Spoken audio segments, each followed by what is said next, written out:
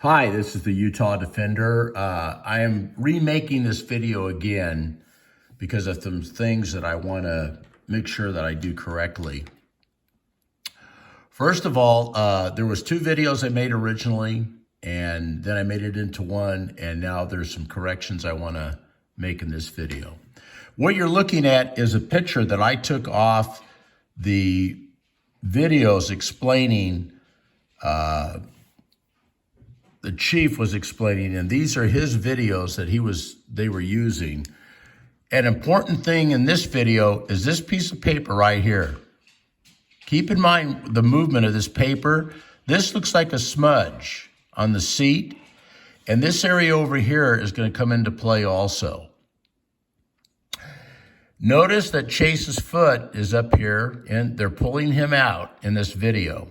They're pulling his foot out. And the ball cap, the position of the ball cap. There's the bill and the crown.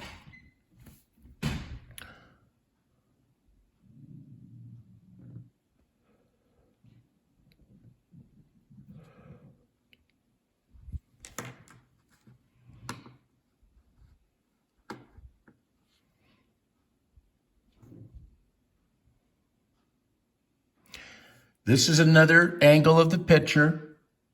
There's that piece of paper I was just talking to you about. Let's use these two dots as reference points. And this is another view. There's going to be a cord that comes in here that you're not going to be able to see. But use this seat as a reference point. Notice that this is Chase's arm. This is his foot. It's farther into the car, but these are two reference points we want to use, and that there's debris on this seat,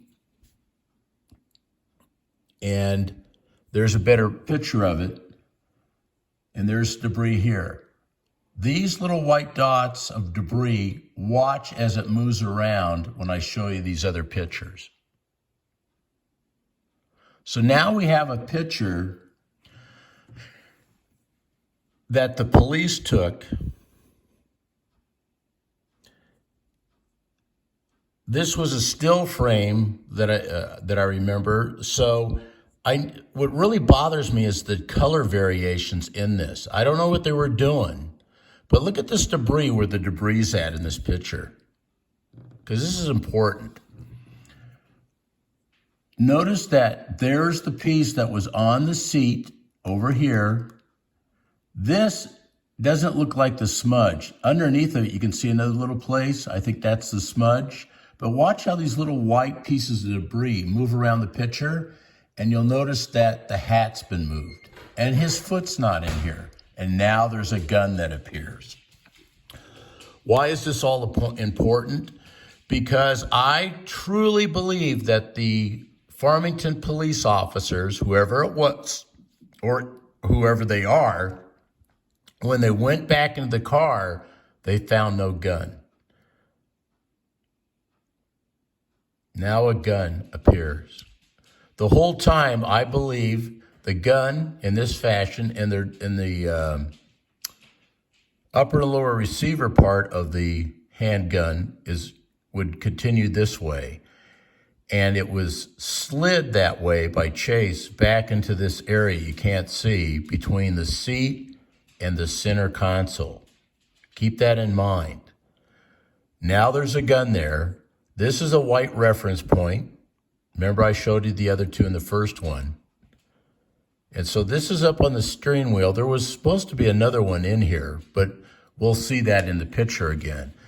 But this gun was planted by the Farmington Police Department to save their collective asses, because Chase never had the gun out. He never pointed it at anybody. Justin Butcher yelled, "Gun, gun, gun," and all he saw was a holster. That's all he saw. They did not see a gun. And in the one video I show you where up in the corner here, the chief in his cop explaining puts right hand going for holster. Well, it was a right hand on the left arm. I guess nobody was supposed to catch that, but we did. So now we go back to this picture. no gun. That's a reference point on the, one of the reference points. That's another reference point. And again, the debris up here, there's a smudge mark. That's not a piece of debris like in this picture. That's a piece of debris, not a smudge mark. And there, down here, you see the other piece that's gone down into this crevice. This, I believe, is Chase's phone. Right here. And what happened to it? There's a cord that I talk about,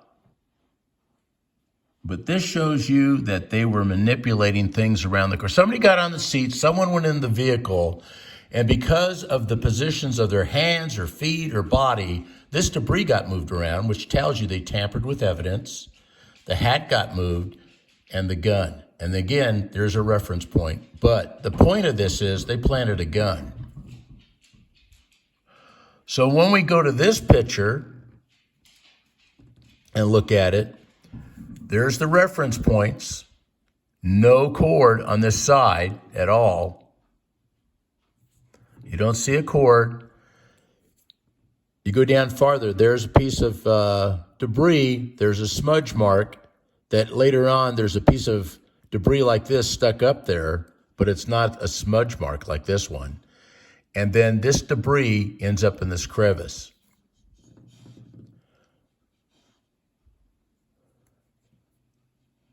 There's a piece of debris.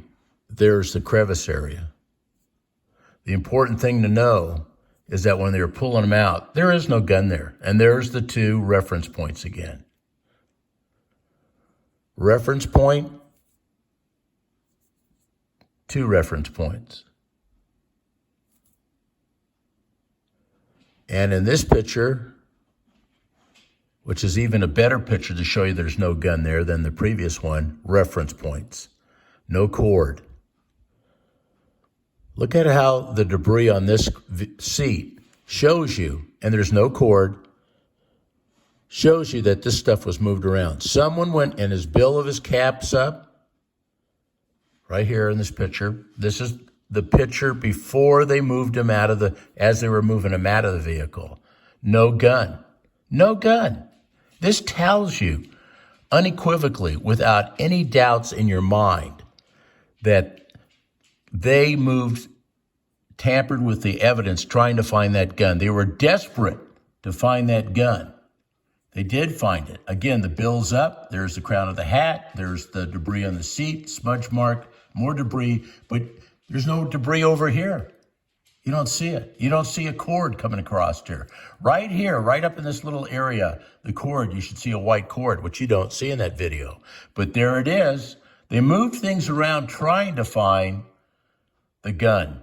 When they went back in the gun, when they went back in to look for the gun, they were desperate. And they stupidly, I want to use the word stupid, left a trail of moving the debris. There's a reference point, not that far from where the gun handle should have been in this picture.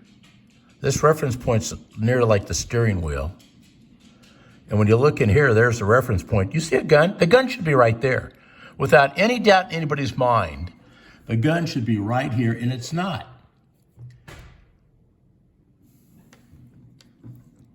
There's no gun here. That isn't a gun. That's just whatever it is. I don't know. I think it's more debris that they moved around. I apologize for my dog barking. But again, reference point, there's the gun. They planted the gun. This is after the fact. Went in. They went, oh my gosh, there's no gun. He didn't point a gun at us. And then they tampered with evidence. They deliberately tampered with evidence, trying to find the gun. There's the reference points again. A gun should be here. You should be able to see the cord here. This is up on the seat. This is before they took him out. That debris is not in the other pictures. This one it is, a different version of the picture I just showed you. This one is where they went in and tampered with evidence and committed a felony. I don't know what police officers did, but because they're all there, they're all guilty. So there's the gun. Was in this area right in here between the center console and the seat. I'm alleging that Chase put it in there, but I don't have to allege anything about the gun not being in the picture when they pulled him out, right? I mean, because look, no gun. I can't explain why this carpet is black unless they found another car of the same type and then they staged everything. I don't know what else to say. I can't explain the difference in color. So they tampered with evidence. This gun right here is a noose around their neck because they planted it. When Justin Butcher went, gun, gun, gun, he didn't see a gun. All he saw was a holster. And he is responsible. He is the primary person responsible for Chase Allan's death. And again, as I said in other videos, the sergeant that went in should have yelled gun, gun, gun, because his life is in jeopardy. And he can see the gun, and you can tell that Chase never pulled the gun out because there would have been a struggle, and only because of what Justin Butcher said, gun, gun, gun, did Taylor Jacobson pull out of the vehicle in fear for his life. Because if the gun was pulled out, there would have been a struggle between Taylor Jacobson and Chase Allan. Think about that.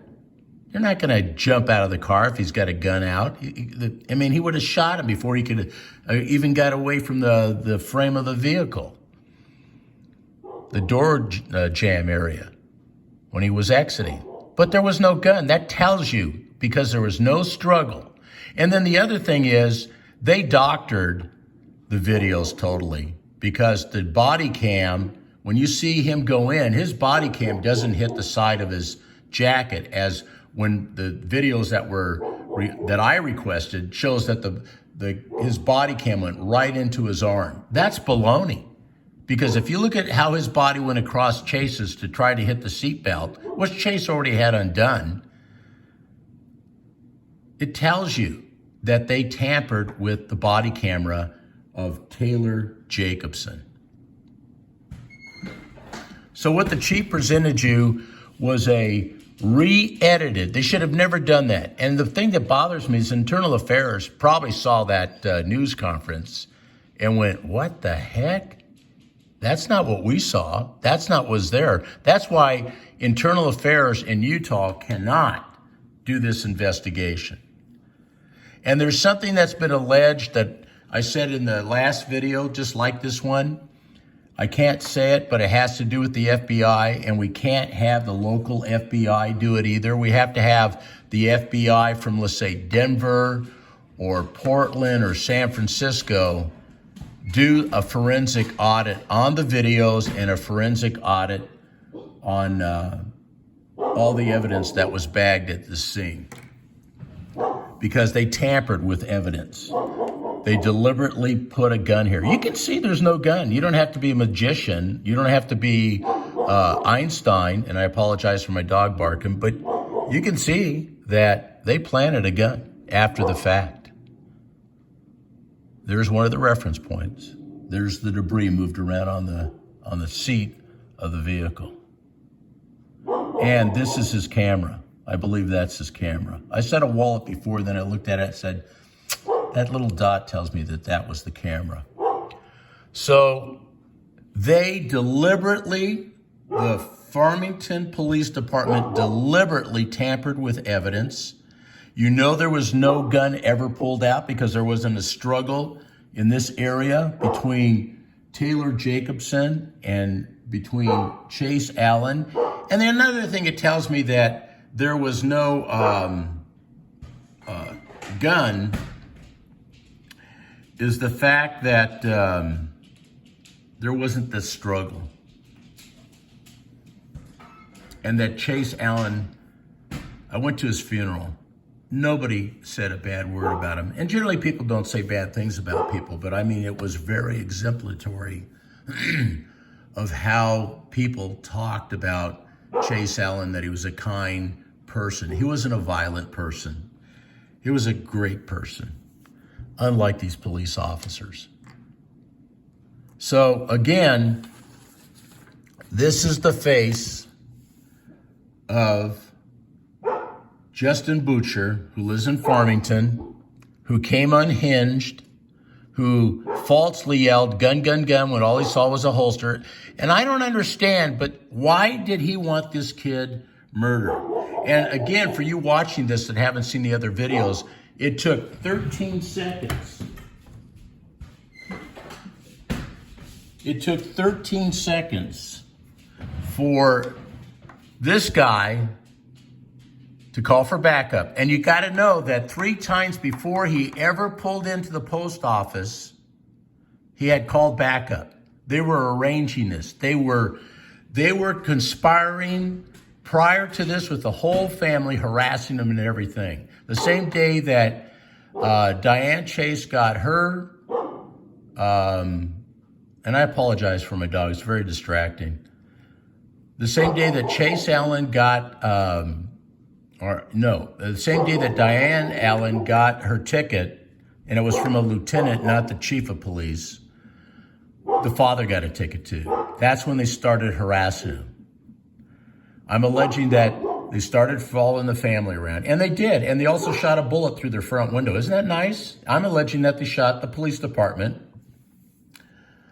These guys, one of these guys shot a bullet through the front window because they took out a federal lawsuit and they were all upset. Now, I put down here murder for the chief and Jeremy Horn because they were at the scene. I don't really know if he did or did not fire a weapon, but the chief shows up, and because the chief has cop-splain and under his watch, everything that does and does not happen on his watch, the manipulation of the videos, I hold him accountable for the murder too, because he's adding on false evidence. He's trying to explain what was going on in those videos. And he just goes, you see what I see. He shouldn't have ever shown the video. They should have looked at it and said, we know this was doctored. We shouldn't show this. But all they were trying to do is save their collective asses from a first-degree murder charge. And all these guys, as far as I'm concerned, plus this judge. Let's talk about the judge. This guy is no good. He's a rotten judge.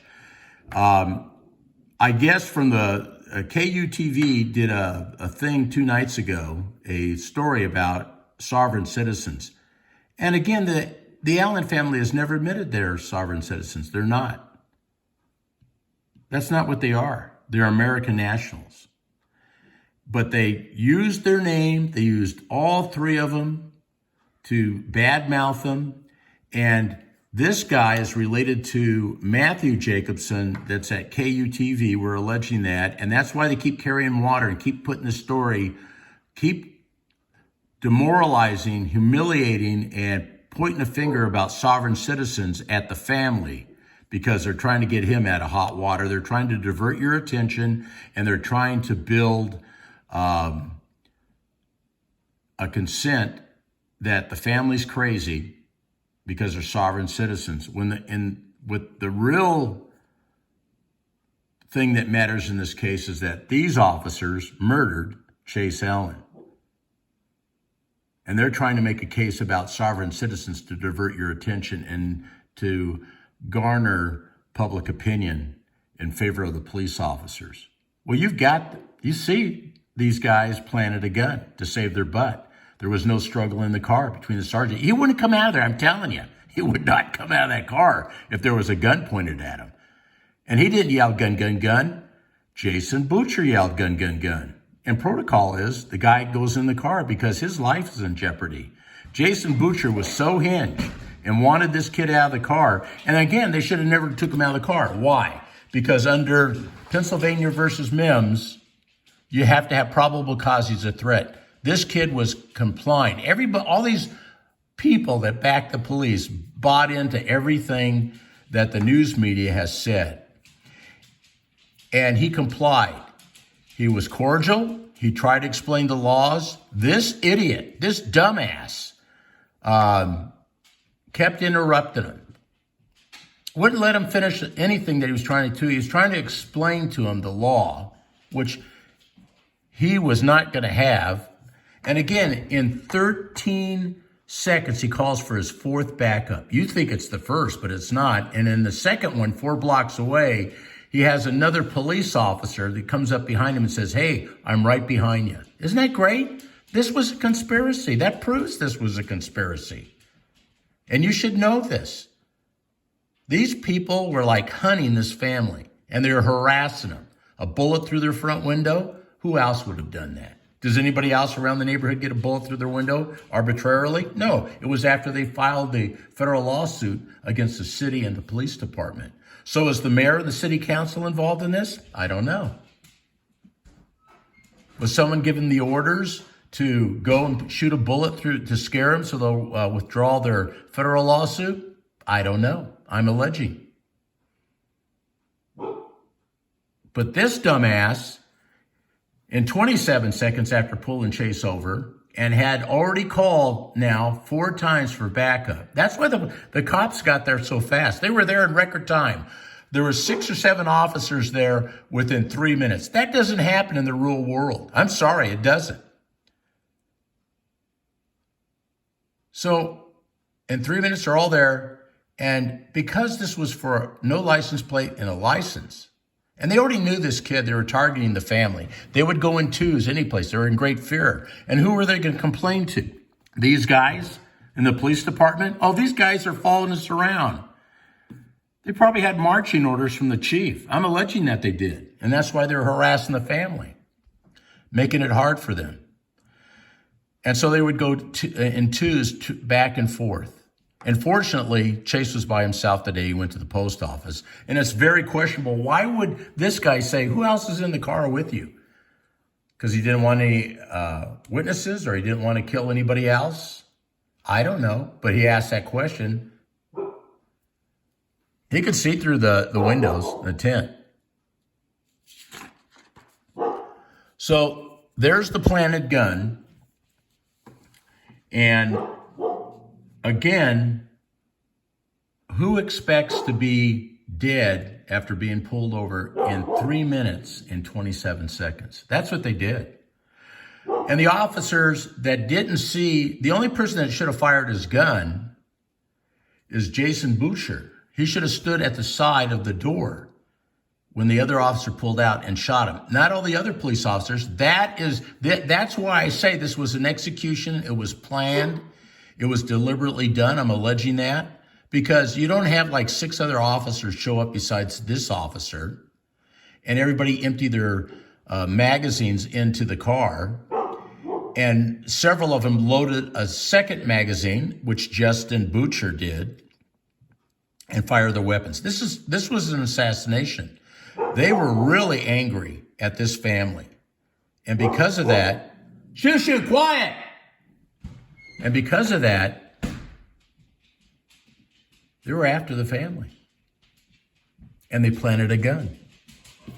They must have said, where's the gun? Oh my God, you gotta be kidding me. And they've moved all this stuff around. I showed you the reference points, the gun in the other videos that they had manipulated with this is a clean picture. Why doesn't their picture look like this? There's a reference point, no gun. The gun should be right in here. And there's no gun.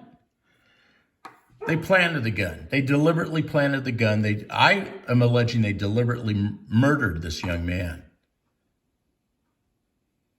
And this gentleman right here is the face of the guy that put his gun through the back window. And I allege that Justin Butcher is the one that lowered the window down when they opened the door. And another thing that shows you that he complied is that Chase Allan he opened his door. You can see it in the videos. He opened the door complying, and he undid his seatbelt. He handed him his passport. And what Jason should have done when he got his passport is gone back to his car, ran his information, wrote him a ticket, just like they did for the mom, the lieutenant for Farmington Police Department, and had him on his way. But they were dead set in murdering this kid. Dead set. So again, I apologize for my dog barking. And again, I had to redo this because of I said there was a wallet when there was not a wallet. So I'm not going to redo this video because my dog's barking. That's, I'm so frustrated with the prior videos. But again, this is Jason Boucher, the guy that pulled him over. Those are the officers that were involved on scene. They're all culpable. The chief, because he cop-splained, and I don't know if it had to be under his orders, that was on his watch, that they manipulated all the film. And that's how we found out that this guy was the assassin, because in their film, they never show where he does a clean shot through the back window that Jason Boucher lowered when he opened the door. That just shows me it was planned. And they assassinate Chase Allan through the back window. And again,